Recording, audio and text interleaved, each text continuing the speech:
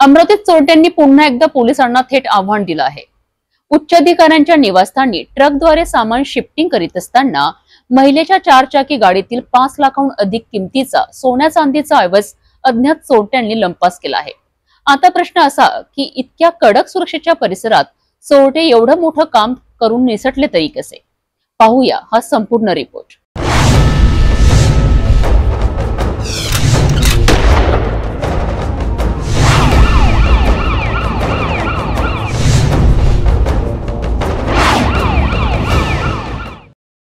April रोजी सकाळच्या सुमारास अमरावतीच्या गाडगेनगर पोलीस स्टेशनच्या हद्दीत उच्च अधिकाऱ्यांच्या शासकीय निवासस्थानी चोरीची ही घटना घडली आहे।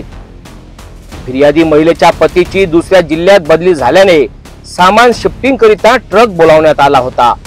ट्रक मध्ये 7 ते 10 कामगार उपस्थित होते।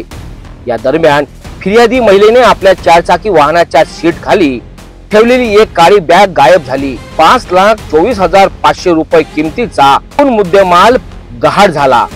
फिर्यादी महिलेने तात्काळ गाडगेनगर पोलीस स्टेशन मध्ये धाव घेऊन तक्रार दाखल केली। पोलिसांनी अज्ञात चोरट्याविरुद्ध कलम 305 अंतर्गत गुन्हा नोंदविला।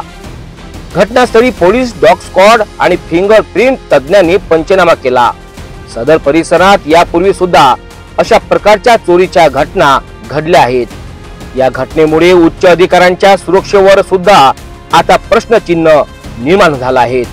शासकीय निवासस्थान, उच्च अधिकाऱ्यांचा परिसर आणि तरीही लाखोंचा मुद्देमाल चोरट्यांनी गायब केला। पोलिसांसाठी हे केवळ एक प्रकरण नाही तर थेट प्रतिष्ठेचं आव्हान ठरू लागलं आहे। पुढील तपासात नेमकं काय निष्पन्न होतं हे पाहणं महत्त्वाचं ठरणार आहे।